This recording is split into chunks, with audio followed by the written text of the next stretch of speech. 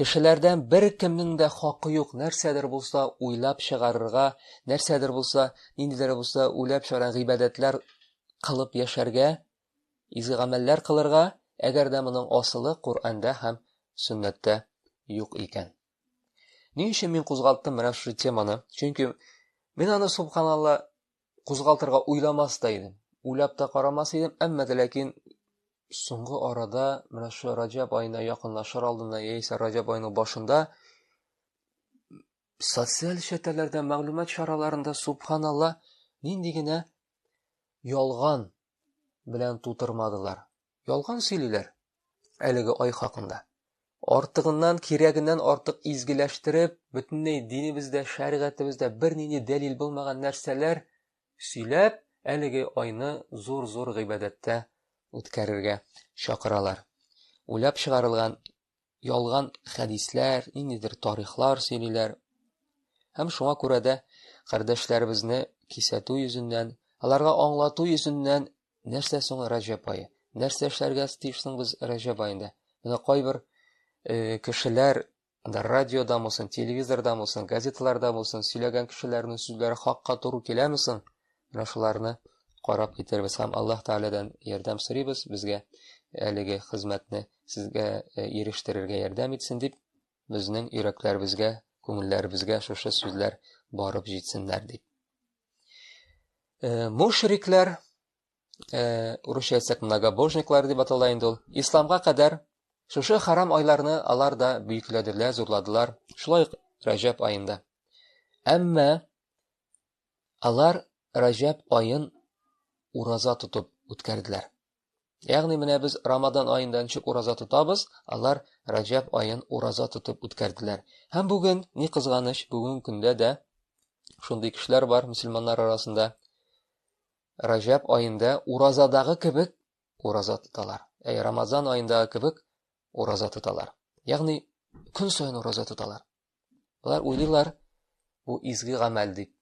Әмма дә ләкин бу бернинди дә изге гамәл була алмый, бу киресенчә шушы мушрикләргә ошарга тырышу була. Зур галимнәребезнең берсе Әхмәд әл-Харрани әйтә, барлык хәдисләр ди. Раҗаб аенда ураза тоту мәсьәләсенә караган барлык хәдисләр дә алар зәгыйф ди. Зәгыйф хәдисләр. Слабый. Әле алай гына түгел, алар бөтенесе уйлап чыгарылган ялган хәдисләр ди. Шуңа күрә дә гади мөселманнар да ул хәдисләргә таянырга тиеш түгел ди. Һәм Умар ибн аль-Хаттабтан дөрес булган хәбәр җиткерелә. Ул Раҗаб аенда ураза тоткан кешеләрнең кулларын сугып йөри торган булган. Төшерегез кулларыгызны ризыкка. Төшерегез кулларыгызны ризыкка.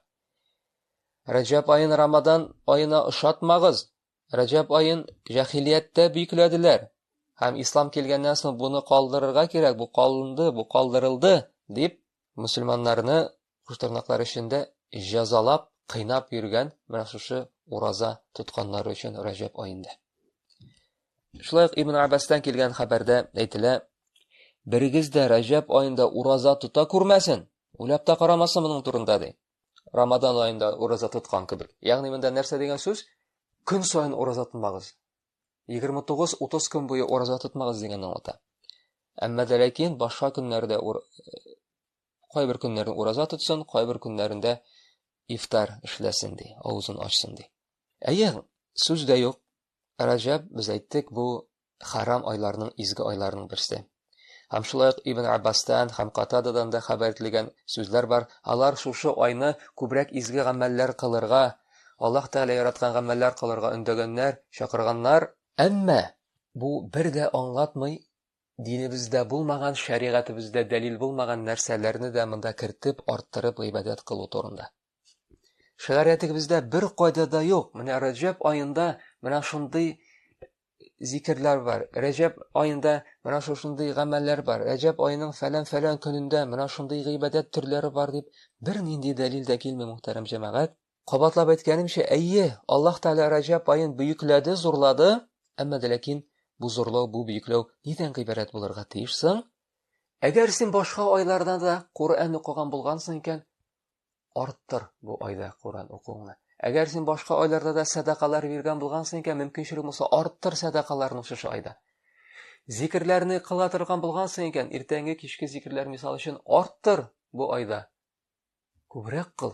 Әгәр син элеккеге айларда душанбе я пәнишанбе генә ураза тоткан булгансың икән, яисә айына бер генә ураза тоткан булгансың икән, һәр атнаны тотырга тырыш, пәнишанбе һәм душанбе көннәрендә. Һәм шулай ук ай урталарында 13, 14, 15. Ягъни шәригатебездә булган гыйбадәтләрне арттыр. Менә бу була инде синең Раҗаб аена карата булган хөрмәтең, Раҗаб аенда кылган изге гамәлләрең.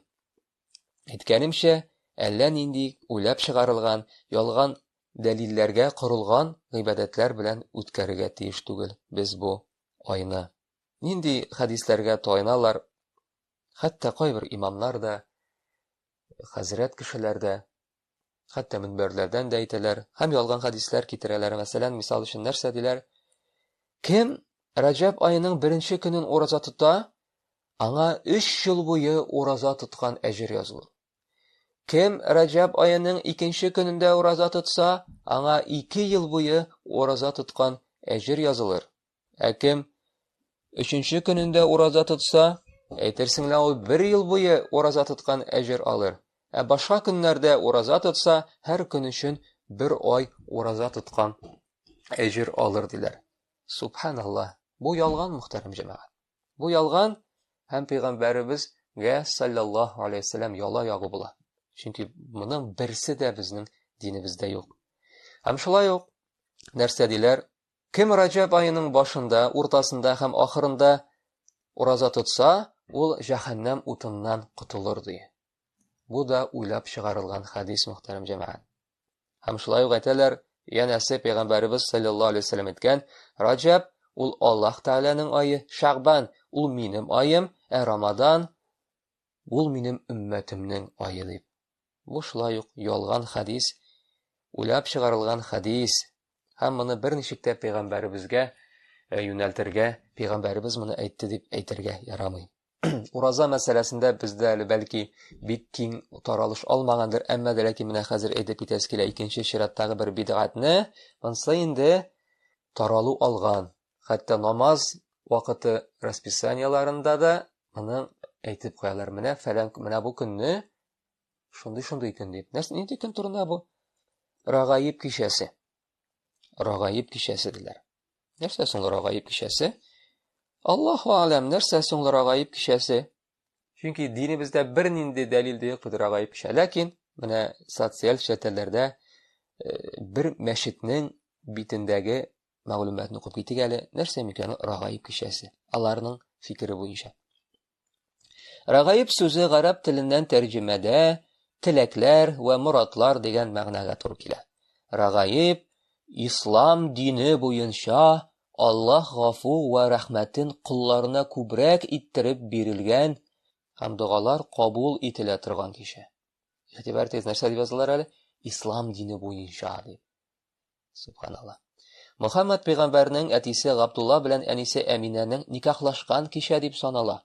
Ислам дине буенча Рагаиб кичәсендә Мөхәммәд пәйгамбәргә Аллаһ үзенең рәхимлеген иңдергән.